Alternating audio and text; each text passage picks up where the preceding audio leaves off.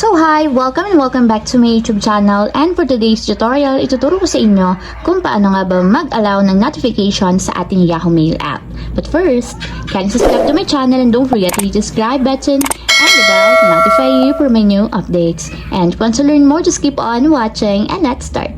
So ayan guys, for today's video, i-open lang natin ang ating Yahoo Mail app. And then, pagka-open guys, mula dito sa inbox, itap lang natin yung profile na nandito sa may upper left corner. And dito guys, sa pinaka-accounts, itatap naman natin dito is yung settings. So, dito naman guys, sa settings, scroll up lang natin. And itap nyo lang dito yung notifications. So, ayan guys, pagka-tap ng notifications, kung makikita nyo, meron dito ang button na nakalagay is allow notifications. So, para ma-enable and magkaroon ng notification sounds yung ating Yahoo Mail app, itap lang natin yung allow notifications. So, ito guys, yung alerts once na may mag-i-email sa ating Yahoo Mail app. So, allow lang natin.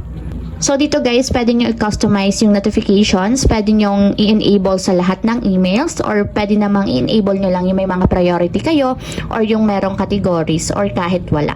So, ayan guys, since i-enable ko is yung all emails, so naka-enable na siya. Meron siyang blue sa circle. So, ibalik natin. So, ayan guys, kung makikita nyo, naka-enable na yung ating notification sa Yahoo Mail app. So, ayun lang guys, ganun lang kasimple. If you have a question, kindly comment down below and don't forget to hit the subscribe button and the bell to notify you for my new updates. And thank you for watching!